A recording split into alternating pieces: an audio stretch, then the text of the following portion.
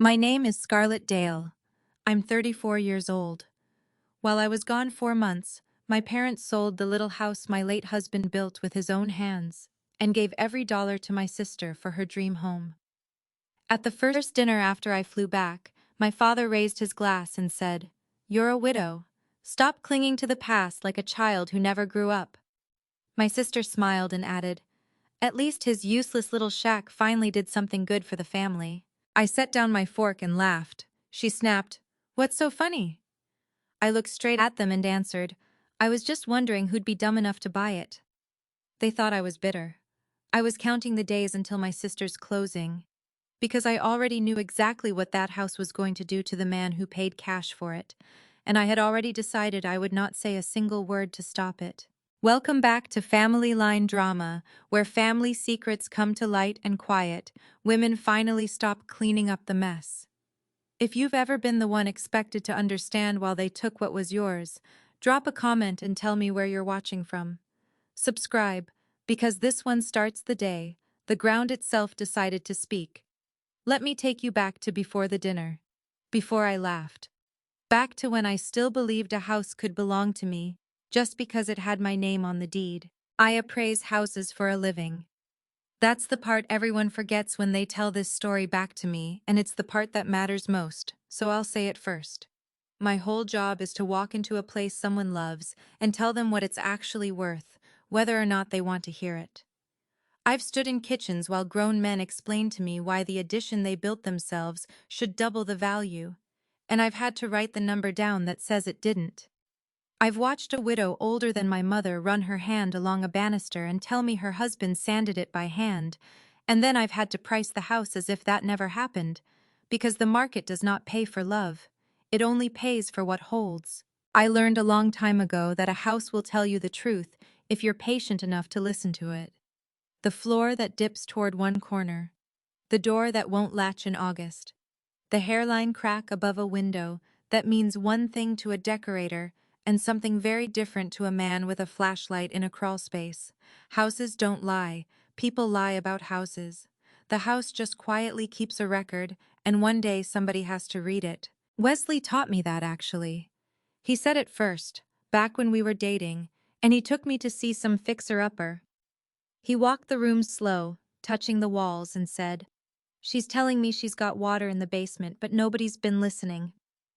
I fell in love with him a little right then, because I'd spent my whole life around people who talked over the truth, and here was a man who stopped to hear it out.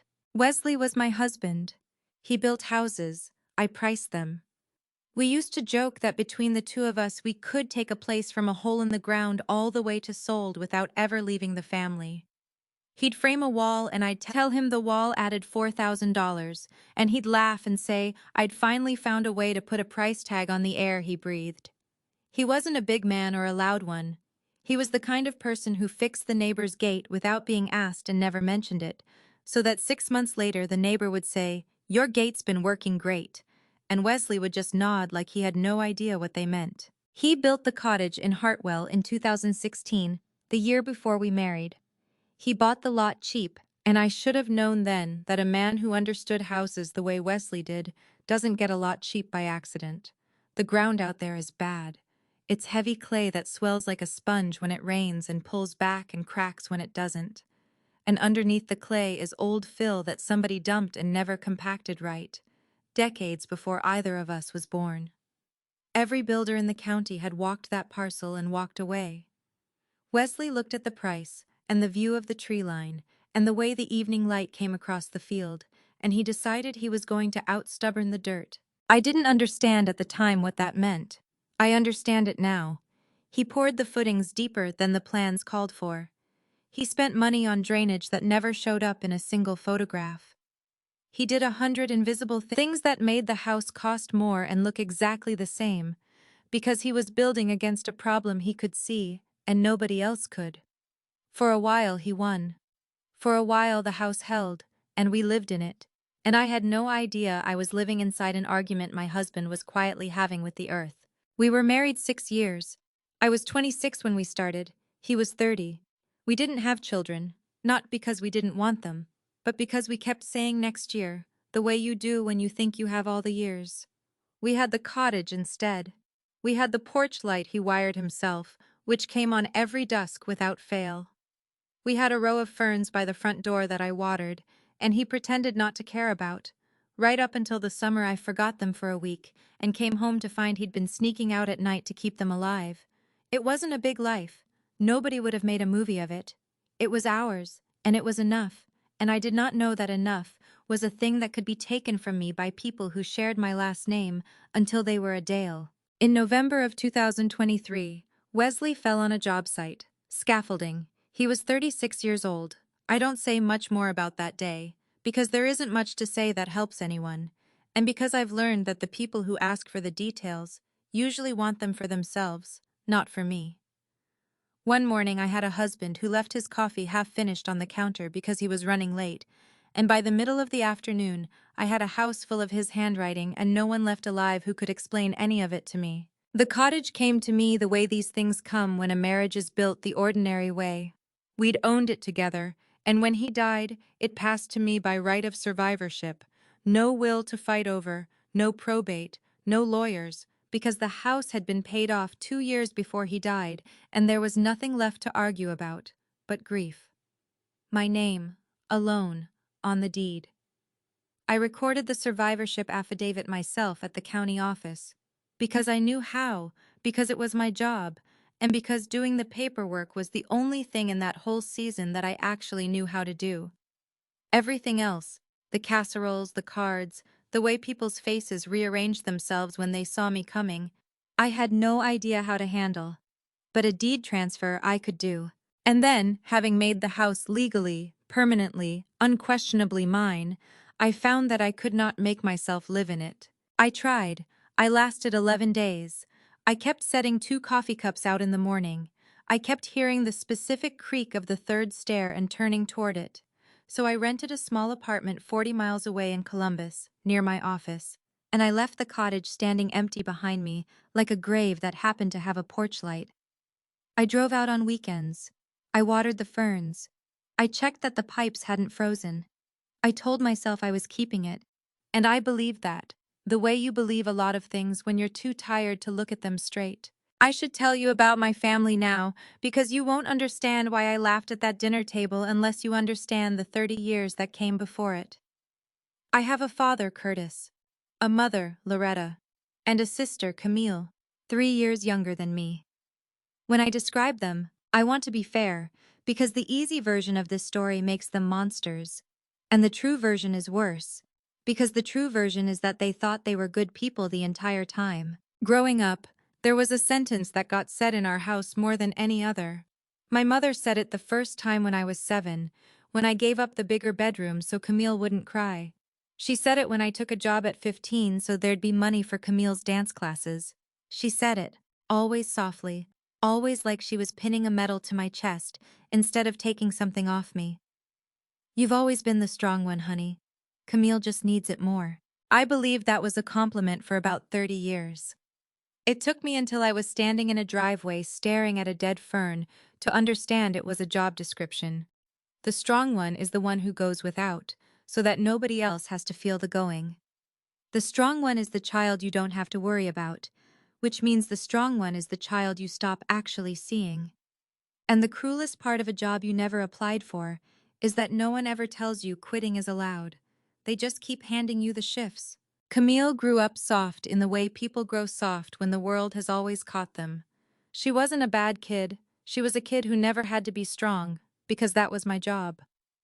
By the time we were adults, she had 2 children, a husband named Trent, who worked hard for a middling paycheck, and a very clear sense that the world owed her a better house than the one she could afford. My parents agreed with her. They had always agreed with her. Agreeing with Camille was the family religion, and I was the collection plate. So when a company called me in September of 2025 and offered a 4-month appraisal contract down on the Gulf Coast, hurricane work, hundreds of storm-damaged homes to inspect for insurance claims, I said yes so fast it embarrassed me. Nearly 1,000 miles from Ohio. 4 months of walking through strangers' ruined houses instead of standing in my own empty one. I told everyone it was the money, and the money was real. But the truth is, I wanted the distance more. I wanted to be somewhere that no one knew to call me the strong one. The day I left for the airport, I stopped by my parents' house, and I handed my father a single key to the cottage. Just water the ferns, I told him, and forward anything that looks like a bill. I'll be back by the end of January. He turned the key over in his hand. He's a big man, my father, with a way of holding still that people mistake for wisdom. He nodded slowly and said, "Don't you worry about a thing out here." I heard reassurance. I heard a father telling his grieving daughter to go, that he had things handled, that she'd earned 4 months of peace. He heard permission. I did not know yet that those were two different sentences. I would learn. That's most of what this story is. Me learning, in real time, the difference between the words I said and the words my family chose to hear. I'd been in Florida almost 8 weeks when Colleen called. Colleen Pierce lived next door to the cottage. She was 68 years old, sharp as a tack and twice as pointed, and she had known Wesley since he was a young man, pouring that first stubborn footing. She'd fed our birds when we traveled and chased off contractors who parked on her grass, and after Wesley died, she'd started leaving soup on my porch every few weeks without ringing the bell, because she understood that grief and company don't always want to meet. When I saw her name on my phone, I was standing in the gutted living room of a house in Fort Myers with mold climbing the studs up to my knees, and I almost let it go to voicemail. I've thought about that a lot since.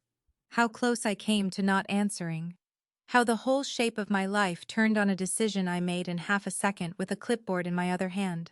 "Honey," she said, and her voice was doing that careful thing people do when they've decided to tell you something hard before somebody worse tells it to you badly. "There's a truck at Wesley's place, and there's a sign in the yard." "What kind of sign?" I asked, though some cold part of me already knew. "The kind with a phone number," she said. "It says sold." I remember the exact temperature of that room. Florida hot even in November, the plastic sheeting sweating, the light coming through it milky and strange. I remember thinking, very clearly, that there had to be a mistake, because a house cannot be sold by someone who does not own it, and I owned that house. My name was on the deed. I had recorded the affidavit myself. There was no version of the law in which what Colleen was describing could actually have happened. "Sold," I repeated, like saying it again would make it fall apart. "A man came by last week," she said, looked at it, walked the rooms in about 10 minutes, maybe less, got back in his truck. She paused, and I could hear her deciding whether to add the last part. "He never went out back, Scarlett. Never lifted the hatch to the crawl space, not once. Wesley would have had a fit." I thanked her. I told her I'd handle it, in the flat voice I use for homeowners when I have to tell them their number. I hung up, and I stood in that ruined stranger's house with the phone still warm against my ear, and I did the math that no one in my family had bothered to do. 10 minutes. A man had spent less than 10 minutes deciding to buy the house my husband had given 9 years of his life to, and he had never once looked underneath it. That was the first time I laughed. Alone, in Florida, in a house that wasn't mine, over a house that was. It wasn't a bitter laugh, and it wasn't a happy one. It was the specific sound a person makes when she realizes she is holding a piece of information that changes everything, and that she cannot do anything with it yet. And that the ground itself is going to do the arguing for her whether she wants it to or not. Because I knew that crawl space. I knew that ground. And I knew, standing there, that whoever had bought that house in 10 minutes had just bought a fight with the earth that my husband had spent years learning he could only manage, never win. I couldn't leave. That's the part people always want me to have done, and I understand why. It makes a better clip. But I had a signed contract and a list of 40-some families waiting on my inspections so their insurance would pay out and they could start rebuilding their lives. You don't abandon that to fly home and yell at your father. So I stayed. I finished. I inspected every house on my list, and I did it well, because that's who I am even on the worst days.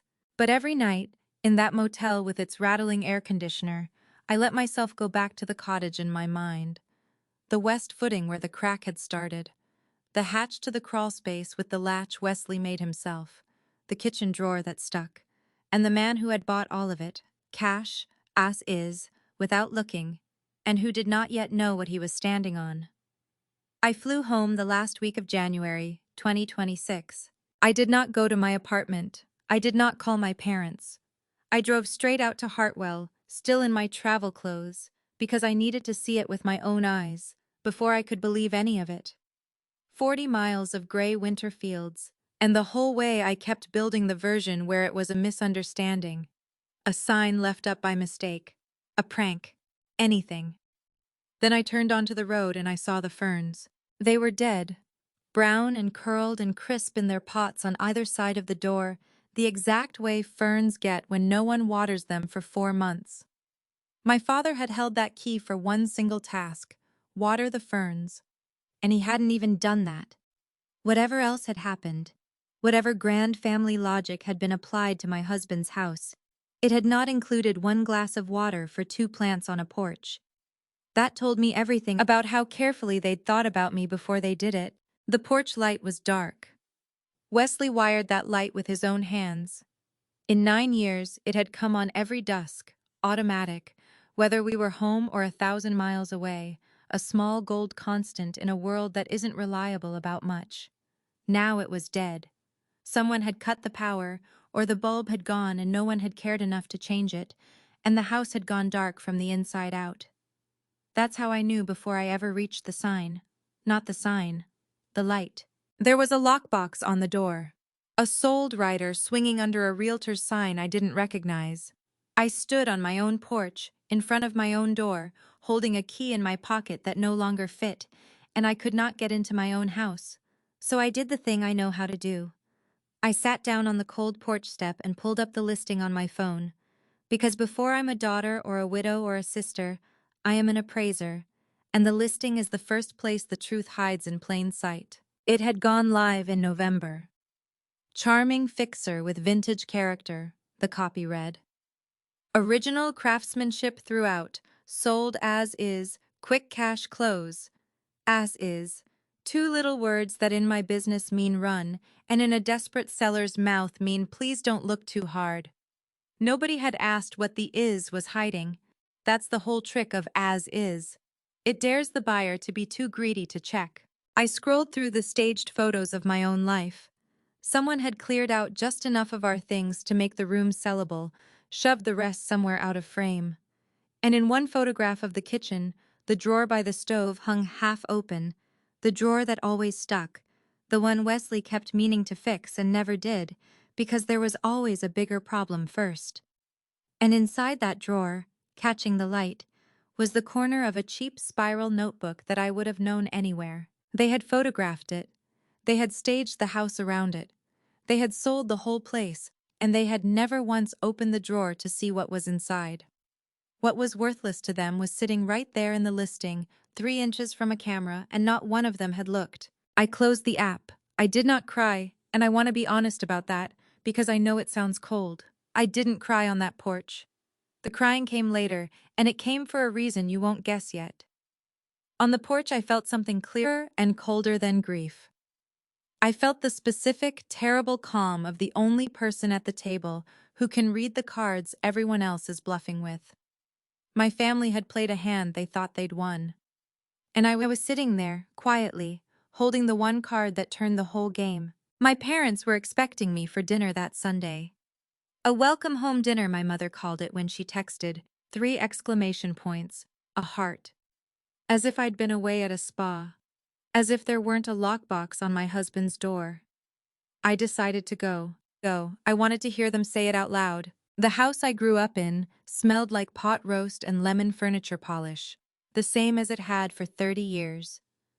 My mother hugged me at the door and told me I looked thin, which is what she says instead of I love you. And I let her, because I was watching all of them now the way I watch a house. For the truth they didn't mean to tell me. My father was in his chair, and Camille was already there, lit up like a holiday, with a glossy brochure spread across the coffee table like a trophy she couldn't wait to show. Scar, you have to see this, she said, before I'd even gotten my coat off. She held it up, a new build in one of those developments north of the city, the kind with a fountain at the entrance and a name that sounds like a golf course somebody invented. 5 bedrooms, 3-car garage, The kitchen island is honestly bigger than your whole apartment. I'm not even joking. We close on the 25th. Trent, her husband, gave me a small, pained nod from the end of the couch and went back to studying his own hands. I clocked that too. Trent was not celebrating. Trent looked like a man sitting in a car he could feel starting to skid. Their kids were somewhere in the back of the house. I could hear Piper, 6 years old and running the world, bossing 3-year-old Beckett through some game with rules only she understood. Nobody had said the word sold yet. Everyone was waiting to see if I'd make them. So I set my coat down, and I made them. Whose house did you sell to pay for it? The temperature of the room changed. My mother found a reason to go to the kitchen.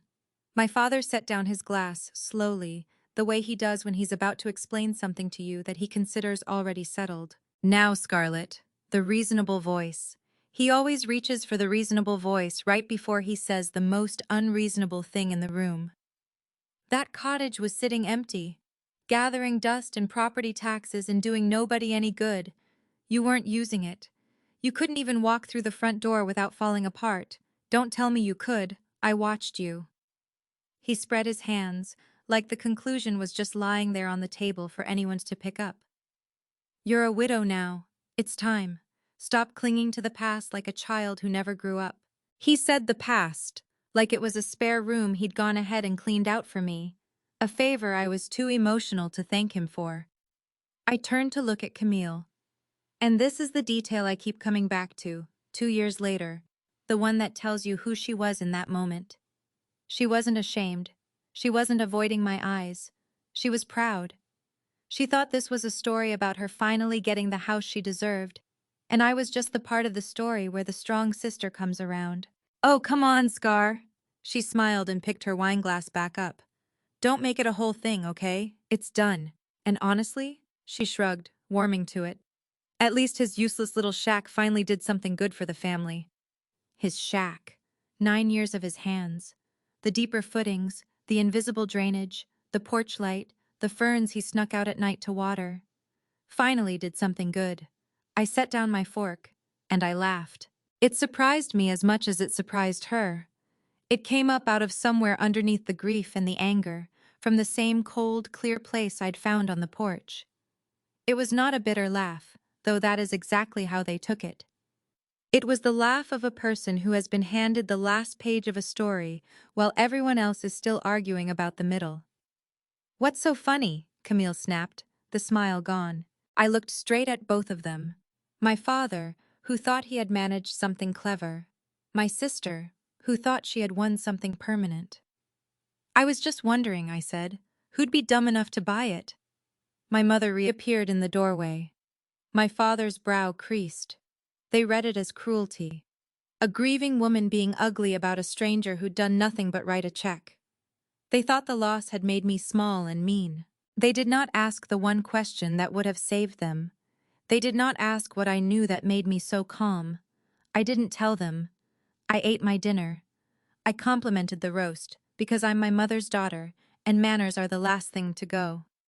And on the drive home through the dark, I opened the calendar on my phone, and on the 25th of February, I typed 2 words, her closing. I didn't need to threaten anyone. I didn't need a plan yet. I just needed to know the date, and to wait for the ground to keep an appointment it had made years before any of us sat down to that dinner. I want to be honest with you about something, because it's the whole difference between this story and the fake ones. In that first week, I did not have a master plan. I was not 3 steps ahead of everybody. I had a single fact. The ground was bad, the buyer hadn't looked, and I had a lot of missing pieces, and I had a feeling in my chest that was equal parts grief and something harder. The version where I walk into this already holding every card and calmly dealing everyone's fate isn't true, and it isn't the point. I found the rest of it the same way you're about to, one document at a time. The morning after that dinner, I called my father and asked to see the paperwork. Not the listing, the actual closing documents, what it sold for, where the money went, and what on earth had made him think he had the authority to sign anything. I didn't want to. He put my mother on the phone, and my mother told me I was upsetting everyone, and I said I would keep upsetting everyone until I saw the settlement statement. Something in my voice must have been new, because there was a silence on the line I'd never heard from her before. 2 days later, when I came by, there was a folder waiting on their kitchen table, squared up neat, the way you leave something out when you're hoping it'll answer the questions so you don't have to. I read it standing up. I didn't take my coat off. The cottage had sold for $182,000. Cash. I set the folder down very carefully, the way you set down something you're afraid you'll throw. I knew that lot. I knew that house down to its studs, because I am the person you hire to know exactly what a house like that is worth. If the ground under it were solid, if the footings were sound, if the earth beneath them behaved, that cottage and its acre were worth close to $280,000 on the open market. Not a fortune, but $100,000 more than my father had let it go for. He had sold it for 182 in cash, as is, to close in 3 weeks. You didn't sell it, Dad, I said. You dumped it. 100,000 under value. Why would anyone do that?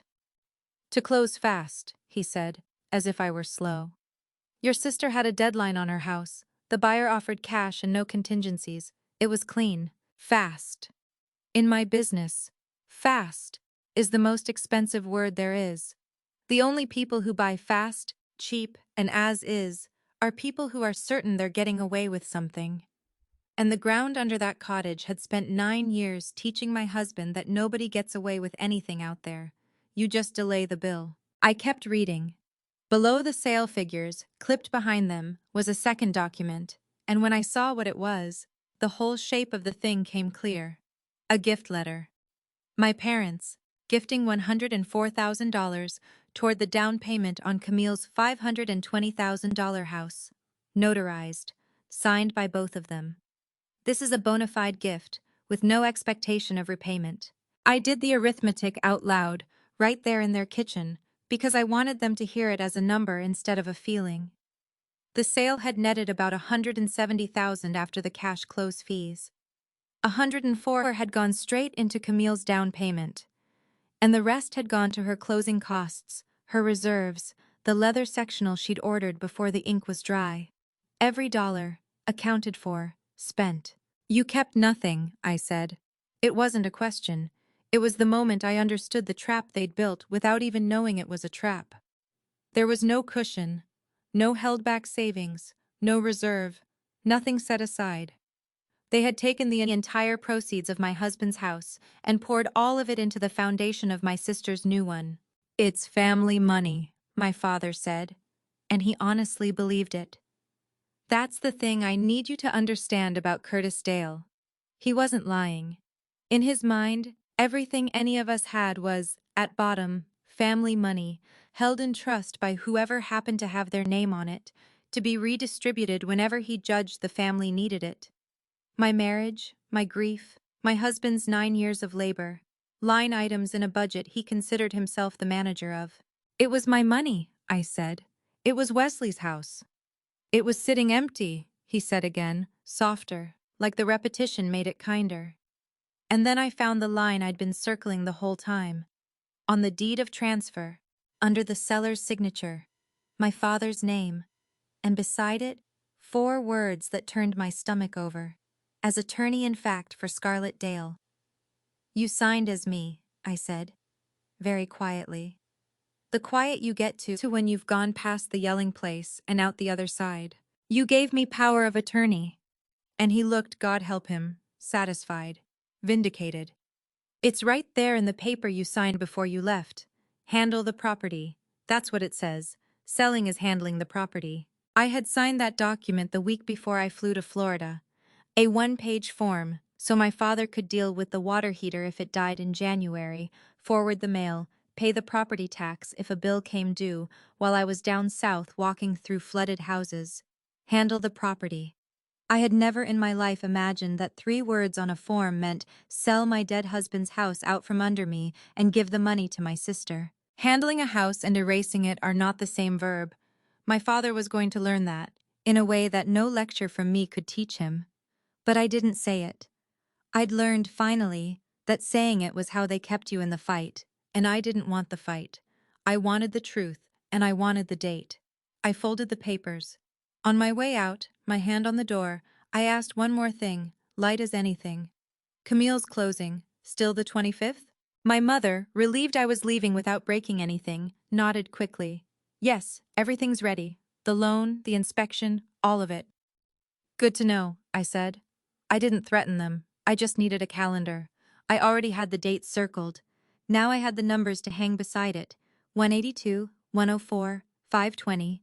And a growing, quiet certainty that my father had built my sister's dream on a foundation he'd stolen without ever once checking whether it would hold. That week I called Colleen and asked her a strange favor.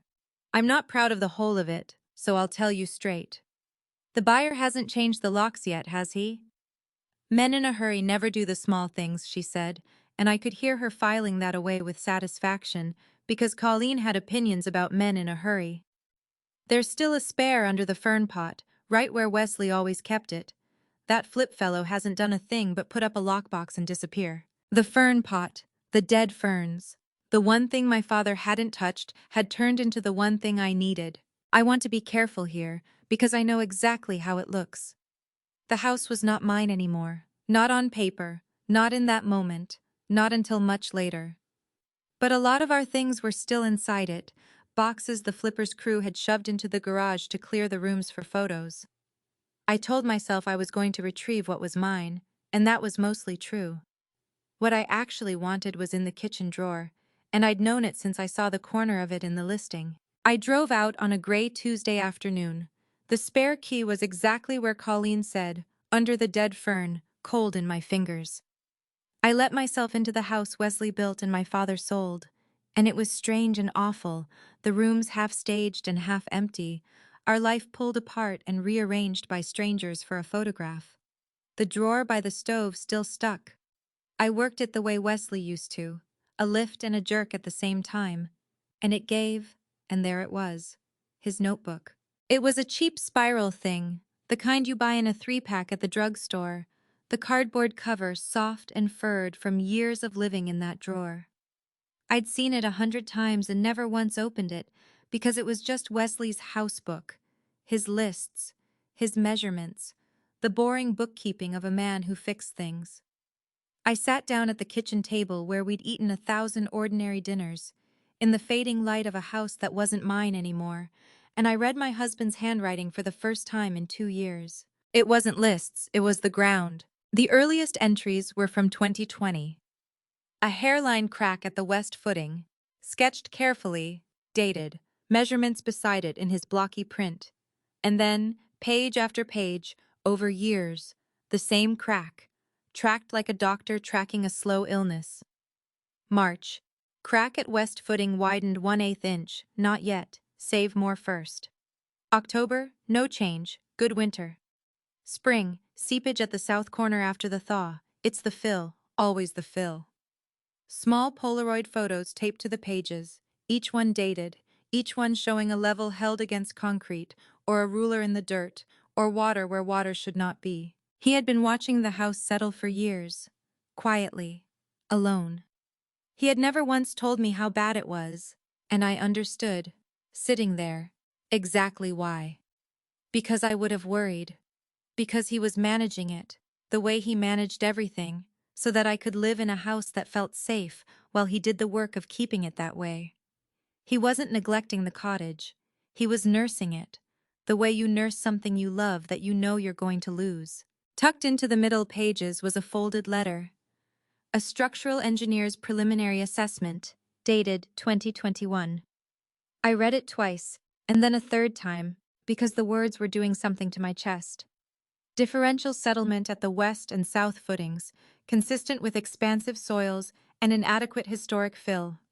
Full underpinning advised to prevent progressive structural failure. Estimated cost $70,000 and rising with delay. And behind the letter, an envelope. He'd written one word on it, in block capitals, pressed hard enough to dent the paper. Foundation. Inside were savings receipts, a small stack of them. Deposits made a few $100s at a time over 3 years. I added them up with a shaking finger. $18,000. $18,000 toward 72. He'd been saving to do it right. A little at a time, out of every job, quietly, for years. And he had died $3,000 short of the number he'd decided he needed before he'd even let himself begin. I sat in that kitchen, in that house, and I finally cried. And here is the reason it wasn't what you'd think. I didn't cry for the house, and I didn't even cry for the money. I cried because for 2 years my family had called this place a shack, a burden, a widow's foolish anchor, a thing to be dumped for cash. And the entire time, it had been this. A record of a man on his knees in the dirt, quietly holding something together for the woman he loved, saving in secret, so that one day the ground would stop being a threat, and she'd never have to know it had been one. What they had sold as junk was the longest love letter I have ever read, written in crack measurements and drugstore Polaroids by a man who never once said the words out loud because he was too busy building them. I turned to the last page he had written on. Just one line in pencil, pressed so hard the letters had grooved the paper beneath. Fix it right before I let anyone else in. She deserves a house that holds. Someone had let a stranger in anyway. I sat there until the light was gone and the cold came up through the floor. And somewhere in that hour, the fact I'd been carrying since Florida grew edges and a spine. The buyer, Gavin, though I didn't have his name yet, had paid cash, as is, no inspection, for a house sitting on ground my husband had spent 4 years documenting as a $72,000 problem. He was going to find out. Not because of anything I did or said. Because the ground was going to tell him, exactly the way it had told Wesley, patiently, undeniably, the way the ground tells everyone eventually if they stand on it long enough. And sitting there, I remembered something else. A check, years ago, when Camille had her first baby. My grandmother's small estate had been adjusted, my mother's word, delivered with a paper napkin and a soft voice, so that a share meant for me went to Camille instead. You didn't need it, sweetheart. You've always landed on your feet. I'd let it go, of course I had. I was the strong one. Letting things go was the job. This was not the first time my family had quietly moved my life into my sister's name. It was only the first time I had walked in and caught them mid-sentence, with the pen still in my father's hand. Have you ever been the person everyone expected to understand, right up until the moment they took the one thing you had left? If you have, then you already know the particular sound a house makes when it goes quiet around you. Tell me in the comments where you're watching from. I read them, and I know a lot of you are sitting in rooms that have gone quiet too. Stay with me. Because this is the part where they started asking me to be strong again, and I started, for the first time in my life, to say no. The pressure began, the way pressure always begins in my family. Not with a threat. My family never threatens. My family expresses concern. My mother called first. 9 o'clock on a Tuesday night, the worried voice, the one she saves for when she wants something and needs you to feel selfish for not having already handed it over. I just lie awake thinking about your sister, she said. Those two babies. No home of their own, renting like a couple of college kids at their age. And you've got your nice apartment, and you've got the memories, sweetheart. And those are worth more than any house. Be fair to Camille. That's all I'm asking. Just be fair. She said memories like it was a consolation prize I ought to be grateful I'd drawn. Like grief was a kind of wealth that meant I could afford to give the actual wealth away. I didn't argue. I'd finally figured out that arguing was the trap. It kept me in the conversation, kept me explaining, kept me a participant in a negotiation I had never agreed to enter. So I said, I hear you, Mom. Which is true and commits to nothing, and I got off the phone, and I sat with the notebook on my lap in the dark of my apartment. My father texted the next day. He always preferred text for the cold things, because text doesn't have a voice that can crack. Wesley is gone. Holding on to that house won't bring him back. It's time to let your sister have her future. I was right that it wouldn't bring Wesley back. He was wrong, all the way down, about what the house was for. I never once thought keeping it would resurrect my husband. That's the lie they told themselves about me, because it was easier than the truth, which was that I knew precisely what I was keeping, and precisely why, and it had nothing to do with pretending he was still alive. But I didn't type any of that. I let the message sit there, gray on the screen, and I noticed, with something like surprise, that my hands weren't shaking anymore. Then came the aunt, my mother's sister, who I hadn't spoken to since Christmas, calling out of nowhere to inform me that everyone in the family agrees this is what's best, and that I really shouldn't be the one who makes it ugly. I got added, that same afternoon, to a family group chat I hadn't known existed. Cousins, the aunt, a great uncle. And there, scrolling up, was the whole architecture of it. Weeks of messages about how generous my parents were, how excited they were for Camille, little heart reactions blooming under everyone. People I loved, agreeing warmly with a decision about my husband's house, in a conversation I had never been invited to until the moment they needed my signature. That is how a family manufactures a consensus you are never part of. They decide among themselves. They agree and agree and agree, until the agreeing feels like a fact of nature. And then they inform you that the decision is unanimous. And they sit back to watch whether you'll have the nerve to ruin a harmony they built specifically without you. There was one moment I nearly broke. I have to tell you about it, because it's the truest and hardest thing in this whole story, and if I left it out, you wouldn't understand what it cost. My mother came to my apartment, unannounced, a Thursday, with a coffee cake like it was a normal visit. She sat at my little kitchen table, and for once she didn't lead with Camille. She led with herself. She told me about growing up poor in a way she almost never did. The winter the heat got shut off. Her own mother counting coins before deciding whether they could afford the good bread. She turned her old, thin wedding ring around and around on her finger the whole time, a nervous habit I hadn't seen since I was a child. "I never wanted either of you girls to lie awake over money the way I did," she said, and her eyes were wet, and it wasn't performance, or it wasn't only performance. "That's all this ever was, Scarlett. I just wanted to know that at least one of my daughters was safe, had a real house, something that couldn't be taken." And for about 10 seconds, I understood her completely. I saw the frightened girl underneath the controlling woman, and I felt the old pull to make it easy for her, to smooth it over, to be the strong one, and take the weight off her shoulders and onto mine, where everyone had always agreed it belonged. Understanding is not the same as obeying. I had to say that to myself, silently, at my own table, while my mother cried real tears 3 feet away.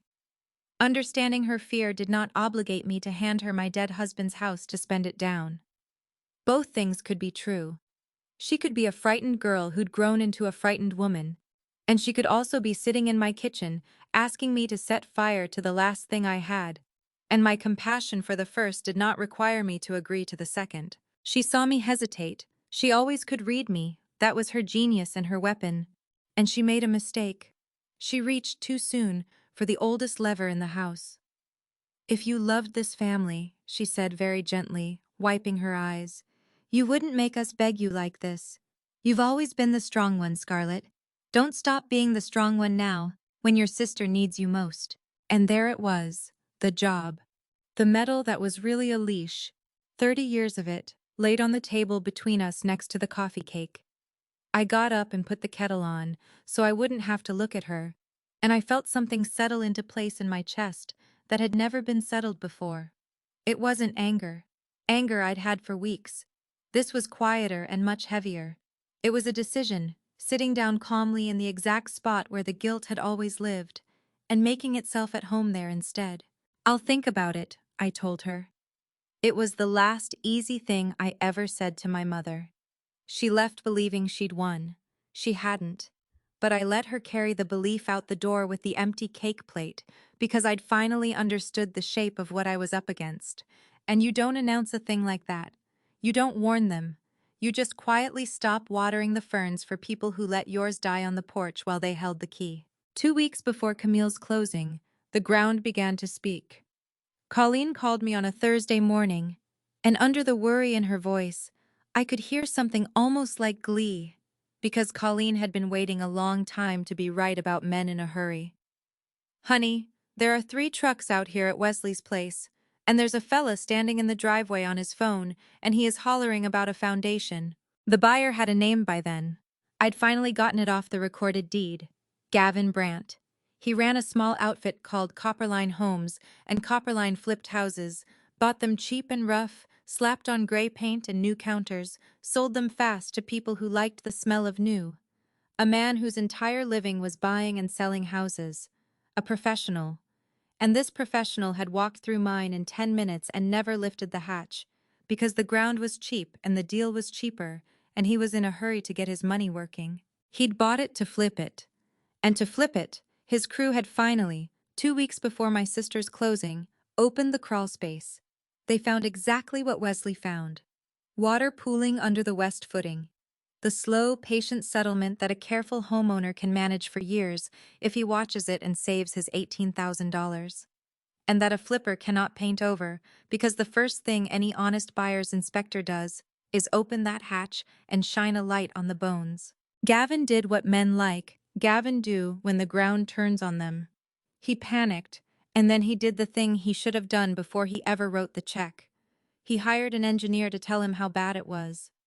Her name was Dana Kessler, and I would come to appreciate the strange grace of the fact that a stranger's report, commissioned by the man who'd bought my husband's house, would land like an echo across 5 years and say the exact same thing my husband said, in almost the exact same words. Colleen read me the summary over the back fence.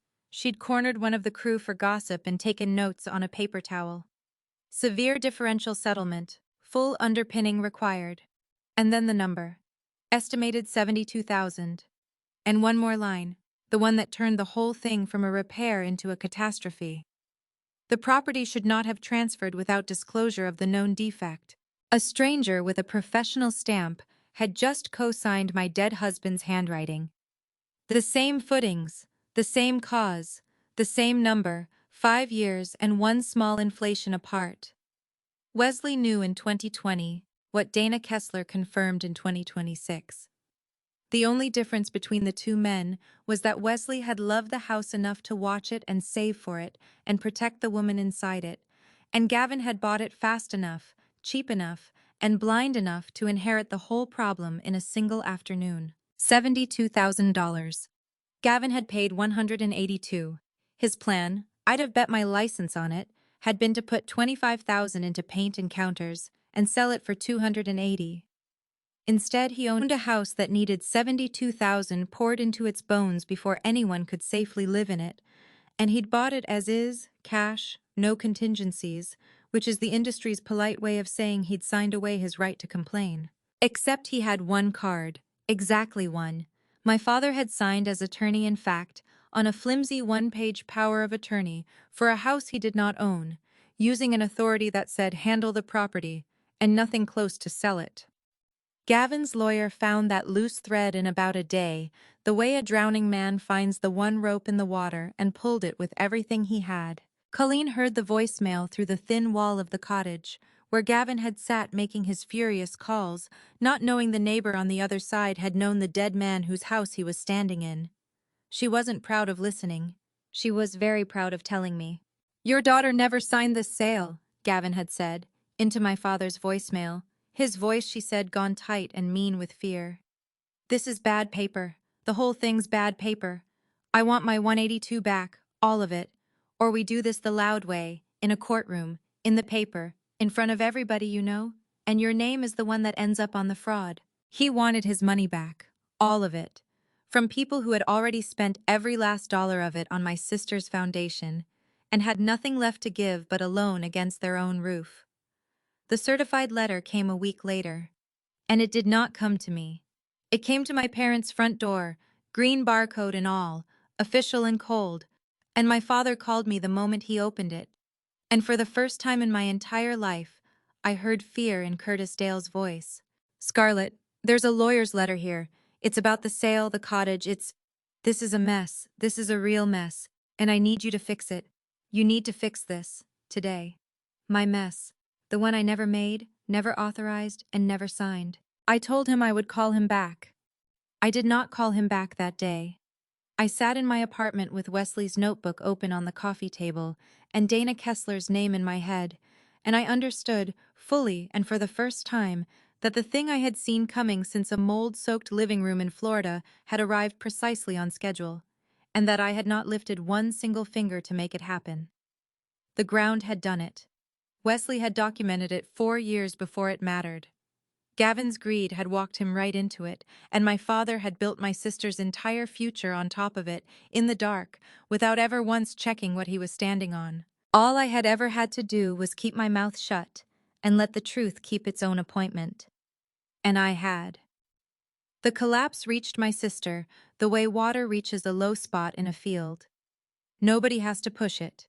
It just finds its own level, patient and blind, and pours into whatever's lowest.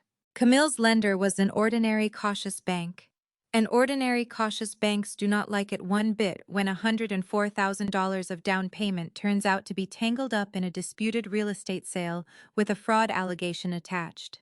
A formal demand for $182,000, hanging like a blade over the exact funds that were supposed to close her loan, froze the whole thing solid. Underwriting stopped. The clock kept running. I heard about it from Trent, of all people. He called me on a Sunday evening, quiet, careful, a man very clearly making a phone call his wife did not know he was making. The bank's holding the loan, he said. They want the down payment money cleared of any claim before they'll fund. And your dad can't clear it. Because there's nothing to clear it with. It's all in our house, the house we're trying to buy. It's just circling the drain. He let out a long breath. And when he spoke again, it was the voice of a man watching a wave come in that he can't outrun. The closing's Wednesday, Scarlett. Scarlett, we've got 3 days. The kids already picked their rooms. Piper's got the yellow one. 3 days. My sister's dream had a due date, and it was 72 hours out, and it was going to arrive whether anyone was ready or not. And then, all at once, in a single coordinated turn, my entire family swung around to face me. Because in all their panic they had finally located the one person in the world who could still save the deal. Me. Always me. The strong one. Right on schedule. My father called first. The fear sanded down now into something almost businesslike, which was so much worse. There's a way to fix all of this, he said, like a man explaining a reasonable plan to an unreasonable child. You ratify the sale. You just sign a document confirming it was authorized all along. Then the sale's clean, and if the sale's clean, the money's clean, and if the money's clean, your sister closes Wednesday, and nobody has to lose anything. A pause, to let the reasonableness settle. Or, even simpler, you take a small loan against the cottage. You own it free and clear, it's worth plenty. Just enough to cover the gap while everything settles down. One signature, Scarlett. One signature and your sister stays in her home and her babies keep their rooms. One signature. To confirm that the theft of my husband's house had been my own idea all along. To scrub my father's name clean by writing mine on top of his. To reach into the one thing Wesley left me and pull out the money to pour into my sister's foundation, so that the house he built with his hands could finish disappearing into the house he never saw. One signature to save everyone. Everyone except the man who wrote the notebook. Camille called me herself that night. And I have to tell you, in 31 years, my sister had never once asked me for anything without already assuming she'd get it. This was different. Her voice broke on the second word. I know I was cruel, she said. The shack thing, at dinner. I know. I swear I didn't understand what I was even saying. A wet, ragged breath. But Piper picked the yellow room, Scar. She told her whole class at school. She's been drawing pictures of it. Please, please, you're the only one who can fix this. You're the only one who ever could. And there it was. The thing I had wanted since I was 6 years old and gave up the bigger bedroom. My sister needed me, not tolerated me, not thanked me for stepping aside, not praised me for being strong. Needed me. Urgently, desperately, the way you need the one person who has always caught you. I almost mistook that for love. I want you to know how close it was, because that is exactly how the strong one gets made and kept. You're offered need, and you're so starved for love that you take the need instead and call it the same thing, and you keep taking it your whole life because it's the closest they'll let you get. I got out a pen. I actually did. My father had emailed me the ratification he'd typed up himself. One paragraph, my name at the bottom with a line under it. And God help me, I had printed it. I set it on my kitchen table. I set Wesley's notebook down beside it to make room, without thinking, just to clear a space to sign. My pen touched the line where my signature was supposed to go. It left a small blue dot on the paper. I remember watching it bleed slightly into the fiber. And my eye fell, upside down, on the open page of the notebook next to it. On the last line my husband ever wrote there, pressed hard, in pencil, "She deserves a house that holds." The pen stopped. I didn't decide to stop it. That's the truth, and it's the strangest part. My hand stopped the way your hand stops a half-inch from a hot stove before the thought even reaches you, because some older and wiser part of the body has already done the math. The mind is too slow and too tired to do. I sat there with the ink drying on the page and finally understood the actual shape of the choice in front of me. It was not save your sister or don't. That was the costume they'd dressed it in. Underneath, the real choice was this: erase your husband or keep him. Be the strong one forever, or set the job down on the table and walk into a lonelier, truer life. And I understood that if I signed, I would not be saving anyone at all. I'd just be paying, one more time, for a debt that had never been mine, with the only piece of Wesley I had left. A man who, in 9 years, never once asked me to give up a single thing for anyone. I did not sign that night. But I did not say no, either. Not out loud, not yet. I told them I needed a day to think. And my father, who could smell hesitation the way other men smell rain, made his move. He called a family meeting. Sunday afternoon, his house, everyone, to sit down and settle this together as a family. He wanted an audience. He wanted me in a room, surrounded, softened up, worn down under the collective weight of every person I had ever loved, leaning gently on me at once and telling me to be reasonable, be fair, be strong. He was going to reconstruct, in his dining room, the exact machine that had run me my entire life, and he was certain it would work one more time, because it always had. So I decided that if he wanted a meeting, I would bring something to it. The next morning I made one phone call, just one. A real estate attorney I'd worked beside on appraisals and disputes for years.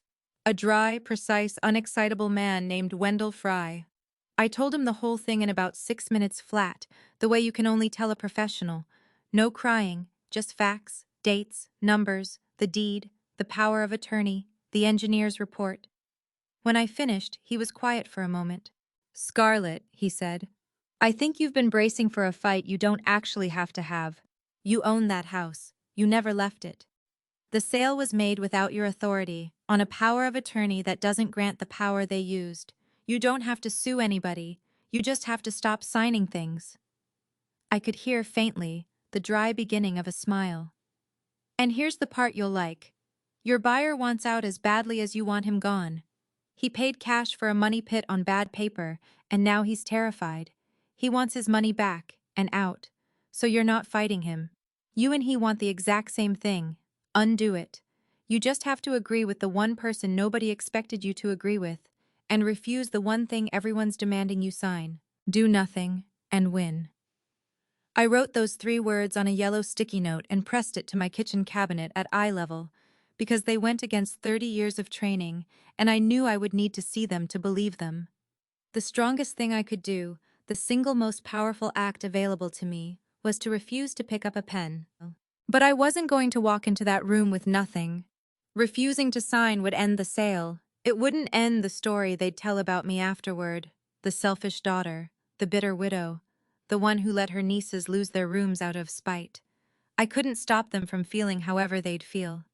But I could make sure that when they told the story, they had to tell it over the top of the truth, out loud, in front of each other. So I photocopied Wesley's notebook, every marked page. I copied Dana Kessler's report, and I clipped it beside the engineer's letter Wesley had saved in 2021, side by side, so that any person with eyes could see the 2 documents were saying the identical thing in 2 different hands, 5 years apart.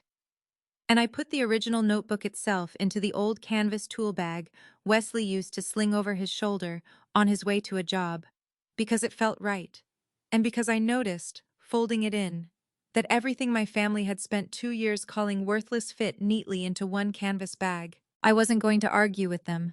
Arguing was their game and they'd been playing it my whole life. I was going to read to them. On Sunday, I drove to my parents' house, and I parked at the curb, and I sat for a moment just looking at the porch before I went in. My mother had bought fresh ferns for the occasion, two big, healthy ones, one on each side of the front door, so the house would look warm and welcoming for the family gathering. I looked at those two thriving plants, bought for show, to set a scene. And I thought about the two ferns that had died on my husband's porch while my father held a key he never used to water them. That was the whole family, in two sets of plants. What they'd spend money on to look good in front of each other. What they'd let die when no one was watching. I picked up the canvas bag off the passenger seat, and I walked up the path between the healthy ferns, and I opened the door. They were already arranged when I stepped inside. Arranged is the exact word. My father at the head of the long dining table, sitting the way a judge sits, hands folded on the wood. My mother at his right hand. Camille and Trent across from each other, partway down. The aunt who'd called to tell me everyone agreed, planted near the middle. Two cousins I barely spoke to, present for no reason on earth, except to be the weight of the room, to be more faces turned toward me than turned away. 9 of us, counting me. And there, in the center of the table, set out neat as a place setting for a guest of honor. A single sheet of paper and a pen laid across it. "Sit down, Scarlett," my father said, and his voice was warm now, gone all the way back around to warm, because he believed the hard part was behind him, and this was just the ceremony. "We're all here for one reason, to help your sister. You sign that, we put this whole ugly business behind us, and we go back to being a family. That's all any of us wants." He reached out and slid the pen an inch across the table toward me. A small gesture, a peace offering. It was a leash, and we both knew it, and he was smiling as he offered it. I sat down. I set the canvas bag on the floor beside my chair, where they couldn't see into it. I did not touch the pen. My mother reached across the corner of the table and laid her hand over mine. The first time she had touched me with anything like tenderness in longer than I could remember. She had been saving it. She'd known she'd need it, and she'd kept it in reserve for exactly this moment. And the fact that I could see the strategy in it didn't make the warmth of her hand any less real. And that was the whole horror of my family in one touch. "Do this," she said very softly, her eyes already filling. "And everything goes back to the way it was. You'll be my daughter again. Not the difficult one. Not the one who made it all so hard right when the family needed her. Just my girl. My strong, good girl." A tear went down. I believe it was an honest tear. "Please, Scarlett, come home to us." That was the real offer. Not the money. Not even the house. They were offering me the one thing I had wanted my entire life, and had never once been given without a price. To be loved, and kept, and called theirs, without having to earn it by disappearing. To come home. All I had to do, to buy the thing I'd been starving for since I was 6 years old, was betray a dead man who'd never asked me for anything. I looked at my mother's hand on top of mine. I looked at my father, calm and certain, a man who had never in his life imagined he might be the villain of anyone's story, least of all his daughter's. I looked at Camille, who would not lift her eyes from the table. And I reached down into the canvas bag, and I took out the notebook, and I set it on the table beside the paper I was supposed to sign. "Before I sign anything," I said, "I want to read you something. It'll take 1 minute." My father's smile tightened. "Scarlett, this really isn't the—" "It's Wesley's handwriting," I said. And something in the flat, even way I said it stopped him with his mouth still open. I opened the notebook to the marked pages. I did not raise my voice. "I want you to picture this, because the room certainly does, all of them. I read it the way you'd read a grocery list out loud in a kitchen. Plainly, quietly, which is the only way to read a thing that is going to break a room, because any drama in the voice gives them somewhere to look besides the words. March 2020. Crack at the west footing widened 1/8 of an inch. Not yet. Save more first." I turned the page. 2021. Called an engineer out. Full underpinning, 70,000 and rising. Started the fund today. I turned another page, and I let the Polaroid slide loose out of the fold and scatter across the table. small square photographs of my husband on his knees in the dirt under the house, a level held to the concrete. His face turned up toward whoever was holding the camera, which had been me, on a Saturday I'd forgotten until that second. He wrote all this, I said, so that no one would ever get hurt in that house. And he saved $18,000, a few hundred at a time, out of every job he took, to fix the ground the right way before he'd let another living soul move in. The room was quiet, and for the first time in my whole life, the room had gone quiet because of the house and not because of me. I slid Dana Kessler's report across the table into the middle of them. And this, I said, is from the man who bought it, his engineer, 2 weeks ago. The same two footings, the same cause, the same number, $72,000. He bought it as is, cash, in under 10 minutes, because it was cheap and he was in a hurry. And now he's found out what Wesley knew for 4 years, and he wants his $182,000 back. I turned my head and looked finally straight at my father. The $182,000 that is sitting right now underneath Camille's down payment. Nobody moved. You didn't sell a shack, Dad, I said. You sold a house you didn't own, with a problem you didn't know was there, to a man who never looked. And you signed it in my dead husband's name. Camille was staring at the Polaroids. At Wesley in the dirt under the house, holding up the bones of it so she could someday mock what it sold for. Her hand drifted across the table toward the edge of one photograph and stopped, hovering, like she wasn't sure she had the right to touch it. I didn't know he... Her voice came out very small, nothing like the voice that had called it a useless little shack across this same table. I thought it was just an old house. I didn't know he was... I know, I said, and I wasn't cruel about it, because there was nothing left in me to be cruel with. It had all burned off somewhere between Florida and that drawer. You thought it was just an old house. My father recovered first. He always did. It was his defining gift, the ability to keep walking forward through a wall he'd just been shown. This changes nothing, he said. And he actually straightened the paper in front of me, squared it, as if tidiness could put the room back the way it had been. The sale can still be ratified. You can still fix all of this.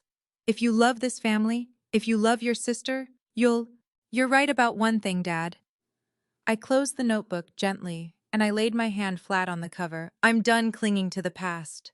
For half a second his face lifted. He thought he'd won. He thought the machine had worked one more time. So I'm going to keep the house, I said, instead of the story you told about it. And I picked up the pen he'd slid toward me, and I put the cap back on it, and I set it down on top of the ratification paper, and I pushed both of them slowly back across the table to him. I did not sign it. That was the whole speech. The pen never touched the line. For a long moment, nobody said anything at all. My mother's hand was still resting where mine had been, on the bare wood now, forgotten. My father's certainty was doing a thing I had never once seen it do in 34 years. Flickering. Searching. Reaching for the next reasonable sentence, the next lever, the next reframe, and coming up with nothing, because there wasn't one. He had built the entire afternoon, the whole careful arrangement of witnesses and warmth and paper, on the single unshakable assumption that I would always, in the end, rather be loved on their terms than be right on my own. And he had just watched me refuse the trade for the first time in my life. Then Trent stood up. I hadn't expected it to be Trent. I don't think anyone had. He'd sat silent through the whole thing, studying his hands like a man writing out weather. But now he stood, and he picked up Camille's coat off the back of her chair, and he held it out to her. Cam, he said quietly, come on, we'll find another house, a real one we can actually afford that isn't... He glanced at the papers, the Polaroids, the whole wreck of it spread across his in-laws' table. That isn't built on this. We are not building our kids' home on top of this. I won't do it. He looked around the table then, at all of them, at the aunt and the cousins and my parents, and his voice was gentle and completely final. I'm sorry. Thank you for trying to help, but we're done here. He chose his wife over her parents, in front of her parents, out loud. Somebody in that family finally made a choice that cost them something, and it wasn't the person I would ever have bet on. It was the quiet man at the end of the couch who'd never said a word. Camille didn't take the coat right away. She looked up from the photographs, and she looked at me. And there was something in her face that was not an apology yet, but might someday, with years and work and luck, grow into the shape of one. I didn't need it to. I'd stopped needing things from Camille somewhere back in that cold kitchen with the notebook in my lap. But I saw it start, and I let myself notice it, and that was enough. I picked up my canvas bag off the floor. I gathered the Polaroids gently back into the notebook, my husband's face and the dirt and the level, and I slid the notebook back into the bag where it belonged. I stood up. "Water your own ferns, Dad," I said, and I walked out. I closed the door behind me. Not a slam, just a soft, final click of the latch. And I walked down the path between my mother's two healthy, thriving, purchased ferns, and I got in my car, and I sat there in the driveway. And I did not feel triumphant.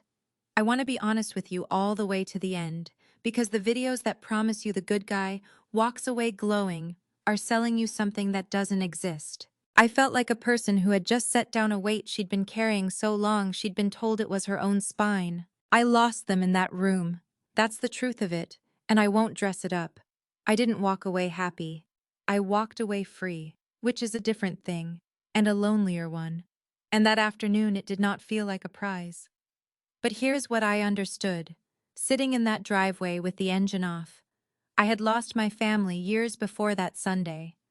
I'd lost them the first time my mother called me strong to explain why I got less.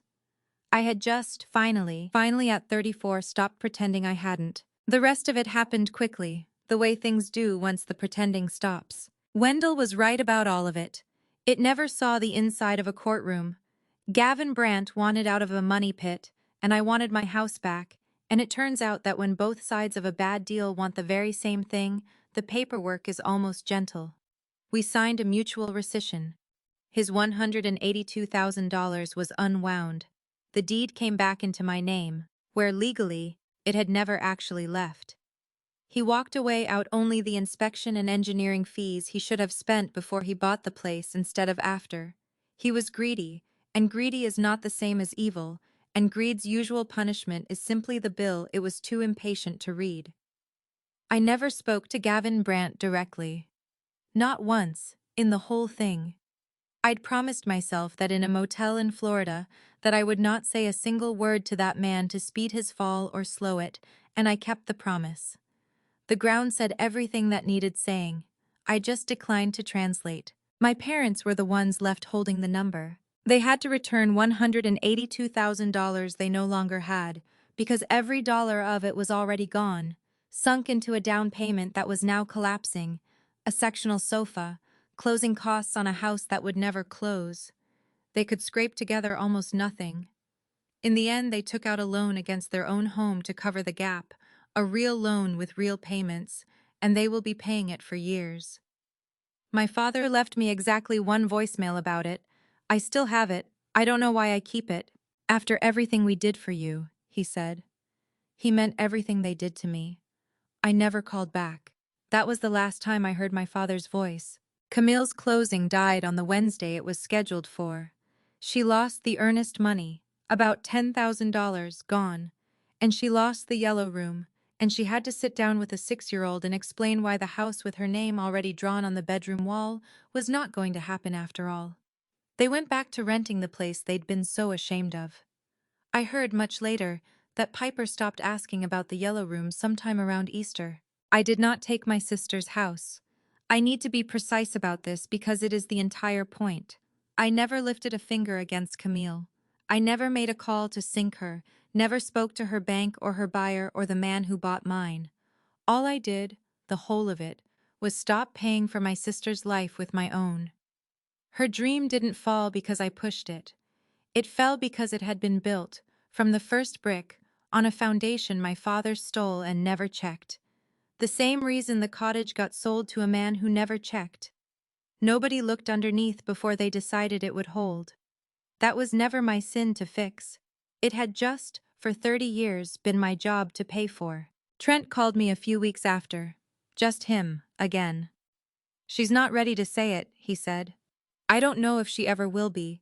But I wanted you to hear it from someone. We were wrong. All the way down to the ground, we were wrong. I'm sorry, Scarlett. Camille still hasn't said it herself. Maybe she will someday. Maybe she won't. I've stopped standing at the door waiting for apologies that were always going to be late, if they came at all. Not everyone gets to be sorry on a schedule that's convenient for the person they hurt. But Trent brings the kids out to the cottage sometimes now, on a Saturday, and Piper likes the porch, and she likes the light, and she has never once, not knowing what she's saying, called it a shack. In April, I hired a crew to do the thing my husband had been quietly saving 4 years to do. Start at the west footing, I told the foreman, and I set Wesley's open notebook on the kitchen windowsill where he could see it as he worked. He already wrote down where it hurts. Just do what the man says. They underpinned the foundation the right way, the slow, expensive way Wesley had researched and planned and been saving for before the scaffolding took him 36 years into a life that should have been twice that long. I paid for it with the $18,000 from the envelope marked foundation, and the rest out of my own savings, and it was the easiest money I have ever spent. When they were done, the ground stopped moving. The crack at the west footing, the one Wesley had watched for 4 years, finally stopped growing, because someone had finally done what he always meant to do. For the first time in a very long time, the house simply held. I changed the locks. There is one key now. I did not hand it to anyone who might hear the word permission in it. It lives on a ring in my pocket, and it is a small thing, and I notice it every single time I feel it there against my hand. I moved back into the cottage in May. I sleep in the room Wesley built, and the third stair still creaks, and I've stopped turning toward it, because I've learned the difference between a sound that means someone's coming home and a sound that just means the house is settling for the night. I answer the phone now without checking first whose emergency it is. When my mother calls, and she does, still testing the old lever, I let it go to voicemail more often than not, and the guilt that used to come roaring up out of the floor just doesn't show anymore, or shows small and passes. It turns out guilt is a muscle, and when you stop exercising it on command, it goes quiet, and you get your evenings back. The last thing I did, that first evening I moved back in, was buy a new fern. I set it in the pot by the front door, in the same spot where the old one had dyed brown and curled, while my father held a key he never turned. I filled the watering can at the kitchen sink, and I watered it, and I stood on the porch as the light went gold across the field. And at dusk, the porch light came on. The light Wesley wired with his own 2 hands, still working, steady and warm, the way it had come on every evening for 9 years and would go on coming on for as long as I kept the power running to it. My sister once said his useless little shack finally did something good for the family. She was right in the end.